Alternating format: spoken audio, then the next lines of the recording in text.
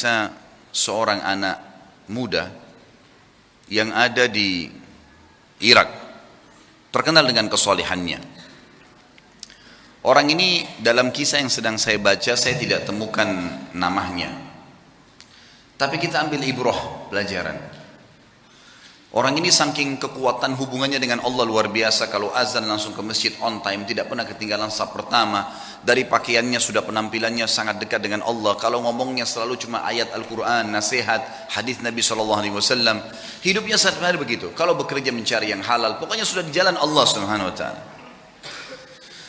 Orang ini memiliki kelebihan fisik, sangat gagah. Di Baghdad terkenal pada saat itu dia adalah anak yang paling gagah. Umurnya juga masih sekitar 19 tahun pada saat itu kisah ini terjadi. Sampai menjadi buah bibir di kalangan seluruh wanita di Baghdad pada saat itu. Berharap wanita bisa ngobrol saja sama dia karena luar biasa. Tampannya, orangnya santun, sampai dikejar-kejar. Yang terjadi saudaraku, ada satu wanita kaya,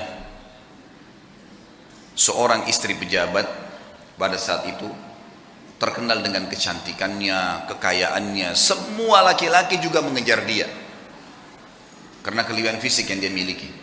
Dia berkata kepada orang di sekitarnya, saya akan menaklukkan laki-laki itu dan pasti dia akan berzina dengan saya.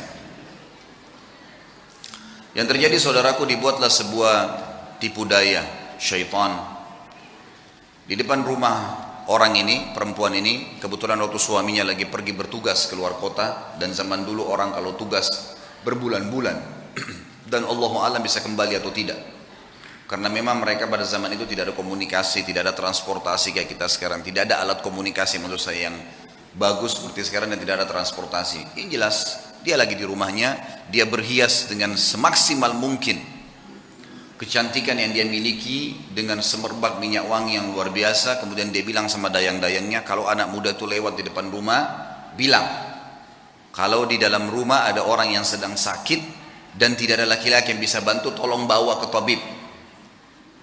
Dijebaklah anak muda ini. Begitu dia lewat, tiba-tiba dayang-dayangnya keluar 3-4 orang dengan teriak-teriak, tolong bantu, tuan kami sedang sakit.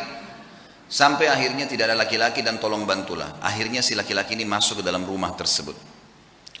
Waktu dia masuk dalam rumah tersebut, saudaraku seiman, maka yang terjadi adalah, yang terjadi pada saat itu, ditutup pintu. Kemudian si perempuan yang tadi licik ini berkata, kalau kau tidak mau berzina dengan saya akan teriak bahwasanya kau sengaja datang untuk mengganggu saya di rumah saya.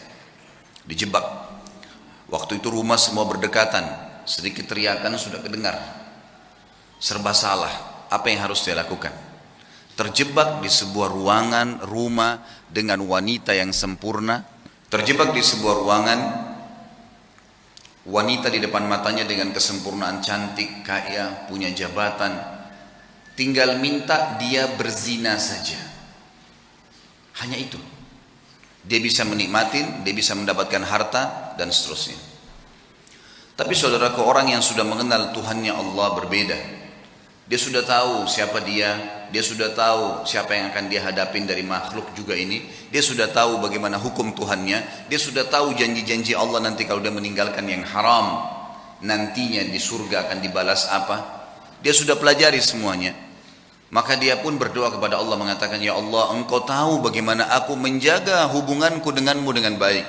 Dan dari dulu aku sudah selalu digoda untuk melakukan hubungan dengan lawan jenis dan aku selalu menahannya. Kenapa sekarang aku tiba-tiba masuk dalam sebuah jebakan syaitan yang seperti ini? Selamatkanlah ya Allah. Tiba-tiba dia rasa mules, perutnya nggak enak. Kemudian dia bilang, saya mules, saya butuh kamar kecil. Kata perempuan tersebut, kamar kecil di depan mata saya ini, buka, silakan masuk. Tapi tetap setelah kau keluar kau akan zina dengan saya. Kalau enggak saya akan teriak. Dia masuk, kemudian dia buang air besar. Dalam kisah ini, maaf, kisahnya memang begitu. Buang air besar. Setelah buang air besar, muncul ide di pikiran dia. Tiba-tiba Allah berikan petunjuk, dia mengambil kotorannya sendiri, dia tempel di bajunya. Pada saat dia keluar dari ruangan tadi, si perempuan kaya ini yang terkenal dengan kebersihannya, kecantikannya segala, kaget melihat. Tadinya bajunya rapi orang ini, tiba-tiba penuh dengan kotoran dia sendiri. Lalu dia mengatakan, kenapa kau begini? Dia bilang, saya begini orangnya. Inilah yang sedang terjadi sekarang. Maka Kalau kau memang mau berzina, saya orangnya sudah seperti ini kotoran di badan saya. Akhirnya perempuan tersebut mengatakan, keluarkan laki-laki ini jorok dan kotor. Dikeluarkan dari perempuan tadi, dan dia begitu keluar di depan rumah perempuan tadi sujud syukur kepada Allah selamat dari zina. Bagaimana seseorang kalau tahu dan mengenal Tuhannya, dia akan menyelamatkan dirinya dari dosa, bukan cuma terjerumus. Sudah terjebak masih bisa lari, teman-teman sekalian. Betapa lemahnya banyak orang di antara kita, bukan cuma dijebak, dianya sengaja jerumuskan dirinya. Padahal sabda Nabi SAW jelas dalam hadis Bukhari. Kalau seseorang hamba berbuat dosa, satu dosa kecil, tertetes di dalam hatinya titik warna hitam, kelam. Kata ulama hadis begini, maksudnya apa tetesan hitam itu? Dia akan merasa beberapa hari ke depan hidupnya gelap, hidupnya sulit dengan satu dosa kecil. Hidupnya sulit, kelam. Banyak pintu-pintu rezeki yang masih tertutup sampai titik hitam itu bersih. Apa kata Ibnu Umar radhiyallahu anhu? Aku mengetahui beratnya dosa kecil yang aku lakukan. Akar dzam, dosa yang paling kecil. Mungkin kita cuma melihat sesuatu yang biasa, mungkin cuma sekedar dengar sesuatu yang tidak disengaja. Saya tahu Allah mengharamkan saya sholat berjamaah subuh di masjid sebulan. Terharamkan dari ibadah gara-gara dosa yang paling kecil bagi dia. Sampai saya kadang-kadang teman-teman sekalian kalau menyimak kisah orang-orang saleh ini menganggap diri kita luar biasa kecil.